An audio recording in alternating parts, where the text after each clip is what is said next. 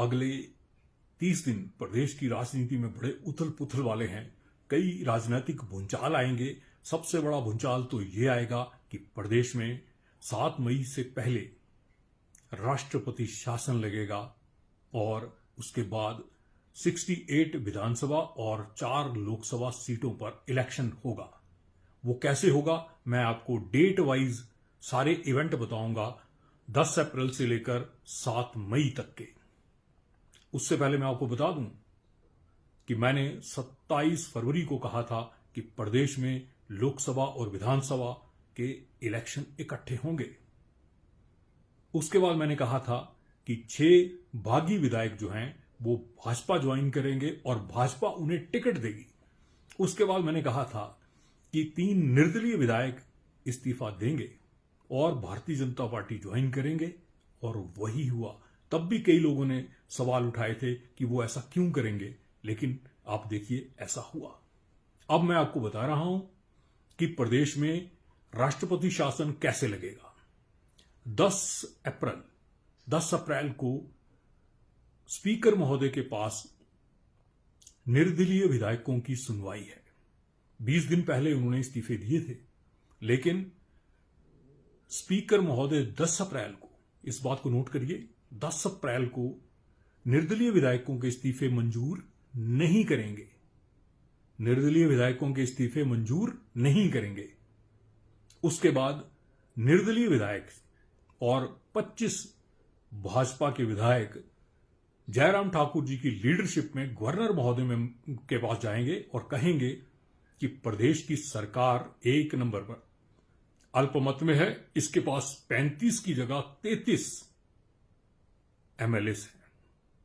Majority के लिए, simple majority के लिए प्रदेश में 35 विधायक होने चाहिए, लेकिन सरकार के पास 33 हैं, 34 में स्पीकर महोदय हैं। दूसरी बात, वो कहेंगे कि जो स्पीकर हैं वो कॉन्स्टिट्यूशनल पोस्ट पर बैठकर अनकॉन्स्टिट्यूशनल काम कर रहे हैं।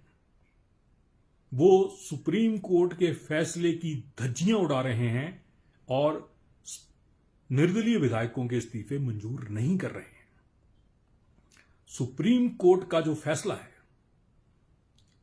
वो ये कहता है कि अगर कोई निर्दलीय विधायक या कोई पार्टी का विधायक या एमपी स्पीकर को अपना फैसला पर्सनली जाकर देता है तो उस पर कोई इंक्वायरी करने की पावर ना लोकसभा स्पीकर के पास है, ना विधानसभा स्पीकर के पास है। अगर इस्तीफे बाई पोस्ट या बाई ईमेल भेजे गए हैं तब स्पीकर, चाहे लोकसभा के हैं चाहे विधानसभा के हैं, उनके पास पावर है कि वो इंक्वायरी कर सकते हैं। लेकिन जब वॉलंटरली इन पर्सन इस्तीफे सौंपे गए हैं तब स्पीकर के पास कोई पावर नहीं है कि वो इस्तीफों के ऊपर बैठे और इंक्वायरी पर इंक्वायरी करते रहें और उसको लटकाएं। इसी फैसले की एक कॉपी गवर्नर महोदय निर्दलीय विधायकों के इस्तीफे के साथ अनेक्स्ट करके स्पीकर महोदय को लेटर के साथ सूचित कर चुके हैं और स्पीकर महोदय का उस पर जवाब भी गवर्नर महोदय को आ चुका है। यह बात गवर्नर महोदय ने बता रखी है, लेकिन उन्होंने यह नहीं बताया कि जो स्पीकर महोदय से लेटर उन्हें आया है उसके कंटेंट्स क्या हैं। ये एक एविडेंस है जो गवर्नर महोदय के पास है। गवर्नर महोदय अब क्या करेंगे? गवर्नर महोदय 356(2) में राष्ट्रपति शासन की अनुशंसा इस वजह से करेंगे कि प्रदेश की जो सरकार है वो अल्पमत में है, इसके पास सिंपल मेजॉरिटी नहीं है। दूसरी बात, जो स्पीकर महोदय हैं वो अनकॉन्स्टिट्यूशनल काम कर रहे हैं, वो सुप्रीम कोर्ट के फैसले को नहीं मान रहे हैं। इसका मतलब उनका जो एक्ट एंड कंडक्ट है दैट इज अनकॉन्स्टिट्यूशनल। इन दो वजहों को लेकर गवर्नर महोदय राष्ट्रपति शासन की अनुशंसा राष्ट्रपति से कर सकते हैं और वहां से सीधा रिस्पॉन्स आएगा 7 मई से पहले। 7 मई से पहले प्रदेश में गवर्नर रूल लागू हो जाएगा, जिसे हम राष्ट्रपति शासन कहते हैं। उसमें प्रदेश सरकार को बर्खास्त कर दिया जाता है और जो हेड ऑफ द स्टेट होता है वो गवर्नर महोदय हो जाते हैं, जो कि राष्ट्रपति के प्रतिनिधि यानी रिप्रेजेंटेटिव के तौर पर प्रदेश में काम करेंगे।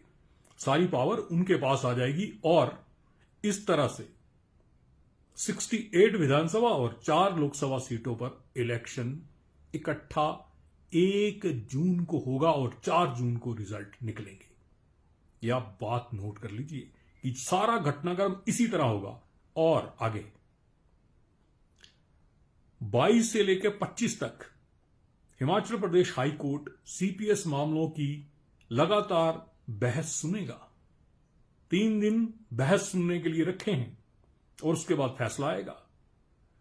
जो सीपीएस की नियुक्ति है उसको सुप्रीम कोर्ट के एक फैसले के आधार पर चुनौती दी गई है, जिसमें सुप्रीम कोर्ट ने सीपीएस की नियुक्तियों को अनकॉन्स्टिट्यूशनल डिक्लेयर कर रखा है और उसी बेस पर हिमाचल प्रदेश हाई कोर्ट ने जो सीपीएस 6 के 6 हैं, इनसे इनकी सारी पावर्स, इनके सारे भत्ते, इनकी सारी सुविधाएं स्टे कर रखी हैं। इनके पास अब ना गाड़ी है, ना ऑफिस है, ना ये किसी तरह का कोई काम एज ए सीपीएस कर रहे हैं।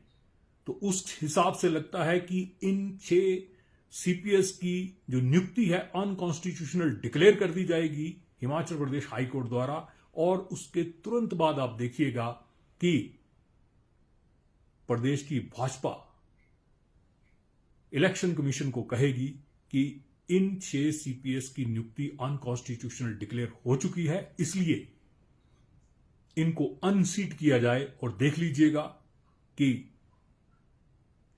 इन्हें अनसीट कर दिया जाएगा।